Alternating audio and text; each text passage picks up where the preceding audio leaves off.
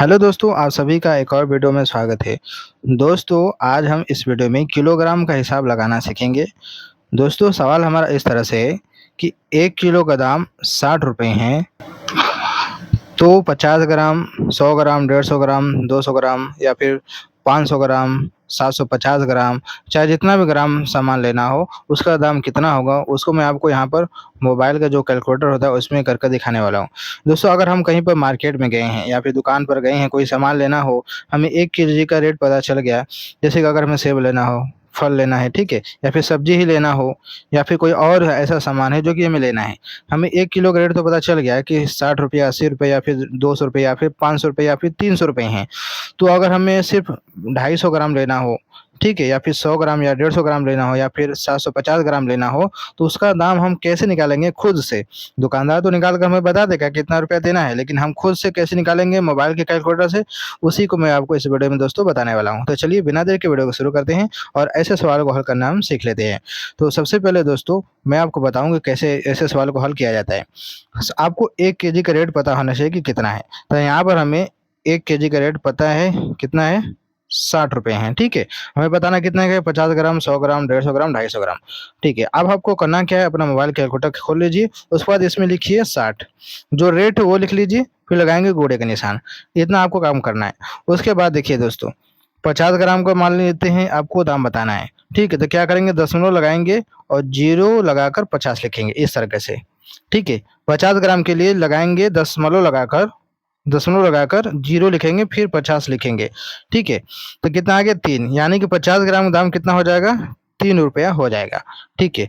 अब आगे चलते हैं, 50 ग्राम के बाद आते हैं 100 ग्राम पर।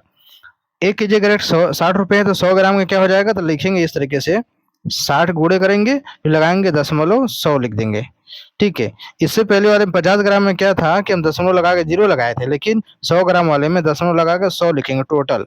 इसलिए ऐसा किया मैंने, क्योंकि दोस्तों 1 किलोग्राम में 1000 ग्राम होता है, तो इसलिए 3 अंक का होना ज़रूरी है। तो 50 ग्राम में सिर्फ़ 2 अंक ही है, ठीक है? 3 अंक बनाने के लिए इसके आगे हमें 0 लगाना पड़ा, ठीक है? 5 के आगे 0 लगाना पड़ा, ठीक है? लेकिन 100 ग्राम, 150 ग्राम, 200 ग्राम, इसमें क्या है, टोटल 3 अंक है मिलाकर, ठीक है? इसलिए इसमें हम आगे 0 नहीं लगाएँगे, सिर्फ़ ऐसे ही लिखेंगे। तो 60 गुणे दशमलव लगाकर 100 हमने कर दिया, तो कितना हो गया? 6 रुपए हो गया। 100 ग्राम में निकल गया। अब हमें 150 ग्राम निकालना है, तो क्या करेंगे, 60 लिखेंगे और दशमलव लगा कर लिख देंगे 150, कितना हो गया? 9 रुपया, ठीक है? ऐसे ही आपको अगर 200 ग्राम का लेना है, तो दशमलव लगा कर लिखेंगे 200, कितना हो गया? 12 रुपया, यानी कि 60 रुपया किलो है, तो 200 ग्राम रेट की कितना बनेगा? 12 रुपया बनेगा। या फिर आपको लेना है कितना, मान लेते हैं आपको लेना है 830 ग्राम लेना है, तो आपको कितना देना पड़ेगा? लिखेंगे 60 गुणे 8, दशमलव लगाएँगे, दशमलव लगाकर 830 करेंगे, कितना आ जाएगा? 49 रुपया 8 पैसा, यानी लगभग 50 रुपया आपको इसका पे करना पड़ेगा।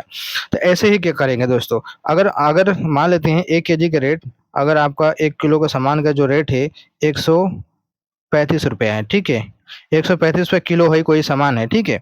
तो इस हिसाब से अगर आपको लेना है 250 ग्राम, जिसको पाव भर बोला जाता है, अगर इतना लेना हो तो इसका क्या रेट बनेगा? तो लिखेंगे 135, जो 1 किलो का रेट है वो लिखेंगे, दस और गुणे लगाकर दशमलव लगाएँगे, 250 ग्राम तो लिखेंगे 250, कितना हो गया? यानी 33 रुपया 75 पैसा होगा 250 ग्राम का, ठीक है? तो ऐसे हम क्या करते हैं, कैलकुलेशन करते हैं। बहुत ही सिंपल है। तो इस तरीके से आप मोबाइल के ज़रिए से आप फटाफट निकाल सकते हैं, आपको कोई बेवकूफ़ नहीं बना सकता, ठीक है? आप उसके भरोसे नहीं रह सकते कि आपको वो सही बता रहे हैं या गलत बता रहे हैं, आप खुद से भी कैलकुलेशन कर सकते हैं। तो मैं उम्मीद करता हूँ आपको ये छोटी-सी वीडियो अच्छी लगी होगी, तो लाइक करना ना भूलिएगा, चैनल पहली बार सब्सक्राइब कर लीजिएगा। चलिए मिलते हैं एक नए वीडियो में।